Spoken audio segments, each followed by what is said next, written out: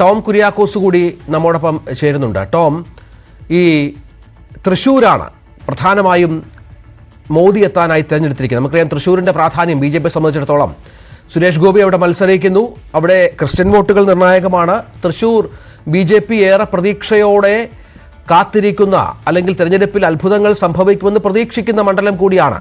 അവിടെയാണ് ഇത്തരത്തിൽ മോദി എത്തുന്നതും പ്രധാനപ്പെട്ട യോഗങ്ങളിൽ റോഡ് ഷോയിലടക്കം പങ്കെടുക്കുന്നതും. അവിടെ കഴിഞ്ഞ ദിവസങ്ങളിലെ പോലെ മതമേലധ്യക്ഷന്മാരെ കാണുമോ എന്ന കാര്യം, അതും വളരെ പ്രധാനപ്പെട്ട കാര്യമാണ്. തുടർചലനങ്ങൾ ഉണ്ടാകും ബി ജെ പിയുടെ ക്രിസ്ത്യൻ സൗഹൃദത്തിൽ. അത് ഏത് തരത്തിലാണ് പ്രതീക്ഷിക്കേണ്ടത്?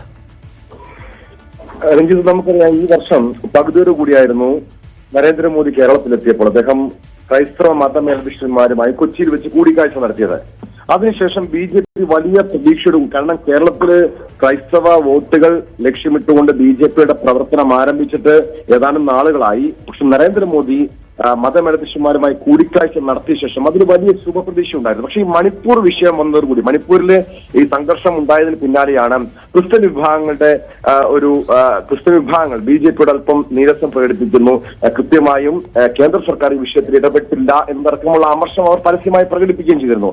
പക്ഷേ ഈ ഒരു പശ്ചാത്തലത്തിൽ, ഈ മണിപ്പൂർ സംഘർഷം, കലാപം ഇപ്പോഴും നിലനിൽക്കുന്ന ഈ പശ്ചാത്തലത്തിൽ കൂടിയായിരുന്നു കഴിഞ്ഞ ദിവസം നരേന്ദ്രമോദി ക്രൈസ്തവ മതമേലധ്യക്ഷന്മാരുമായി ഡൽഹിയിൽ കൂടിക്കാഴ്ച നടന്നവർക്ക് ഒരു ക്രിസ്മസ് വിരുന്നൊരുക്കുകയും ചെയ്തത്.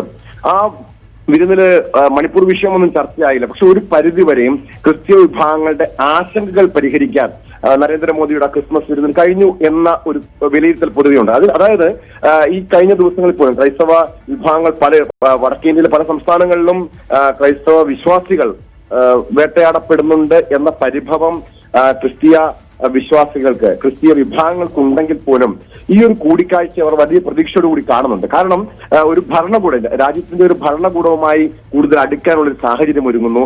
ഇത്തരം പ്രശ്നങ്ങൾ, അതായത് ക്രൈസ്തവ ന്യൂനപക്ഷങ്ങൾ പല സ്ഥലങ്ങളിലും, പല സംസ്ഥാനങ്ങളിലും ആക്രമിക്കപ്പെടുന്നതിനെ പ്രതിരോധിക്കാൻ അല്ലെങ്കിൽ ചെറുക്കാൻ ഈ ഒരു കൂടിക്കാഴ്ചയ്ക്കും ഭരണകൂടമായുള്ള ബി ജെ പിയുമായുള്ള അടുപ്പത്തിനും കാരണമാകും എന്നൊരു പ്രതീക്ഷയാണ് പലർക്കും പങ്കുവയ്ക്കുന്നത്. അതിൽ പ്രധാനമായും നേരത്തെ രഞ്ജിത്ത് ചോദിച്ചതുപോലെ കേരളം തന്നെയാണ് ഈ വിഷയത്തിൽ ബി ജെ പി ലക്ഷ്യമിടുന്നത്. അതായത് നമുക്ക് മറ്റ് പല സംസ്ഥാനങ്ങൾ എടുത്തു നോക്കിയാലും, വടക്കുകിഴക്കൻ സംസ്ഥാനങ്ങൾ എടുത്തു നോക്കിയാൽ അവിടെയൊക്കെ ബി ജെ പി ക്രൈസ്തവ വോട്ടുകളിൽ വലിയ രീതിയിൽ സ്വാധീനം ചെലുത്താൻ അവർക്ക് ഒരു ചെറിയ രീതിയിലൊക്കെ കഴിഞ്ഞിട്ടുണ്ട്. പക്ഷെ കേരളത്തിലേക്ക് ഈ ഒരു തെരഞ്ഞെടുപ്പ്, പ്രത്യേകിച്ചും പൊതു തെരഞ്ഞെടുപ്പ്, ലോക്സഭാ തെരഞ്ഞെടുപ്പ് വരുമ്പോൾ കേരളത്തിലെ ക്രൈസ്തവ വിഭാഗത്തിന് സ്വാധീനമുള്ള, അല്ലെങ്കിൽ അവരുടെ നിർണായക സ്വാധീനമുള്ള തൃശ്ശൂർ ഉൾപ്പെടെയുള്ള മണ്ഡലങ്ങളിൽ വലിയ മുന്നേറ്റം ഉണ്ടാകണമെങ്കിൽ, അതായത് ബി ജെ പി പ്രതീക്ഷിക്കുന്നത് പോലെ പ്രധാനമായും തൃശ്ശൂർ ഒരു മുന്നേറ്റം ഉണ്ടാക്കാൻ, ഒരു വിജയം സ്വന്തമാക്കാൻ കഴിയണമെങ്കിൽ പോലും അതിൽ ക്രൈസ്തവ വോട്ട് ഏറെ നിർണായകമാണ്. അതിൽ ക്രൈസ്തവ വിശ്വാസികളുടെ വിഭാഗങ്ങളുടെ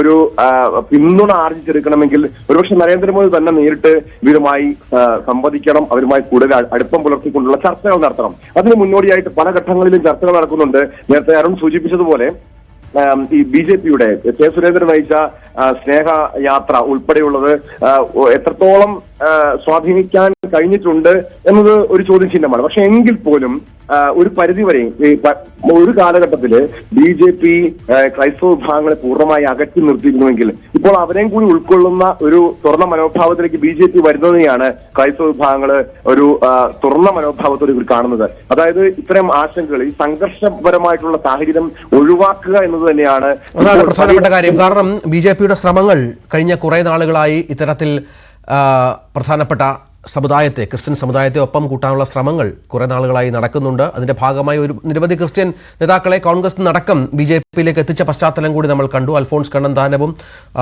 ടോം വടക്കനും ഒക്കെ അതിന്റെ ഭാഗമായിരുന്നു. അത് വലിയ പരിധിവരെ വിജയം കാണുമോ എന്നുള്ളത് ഇനിയും കാത്തിരുന്ന് കാണേണ്ടി വരും. നമ്മോടൊപ്പം ചില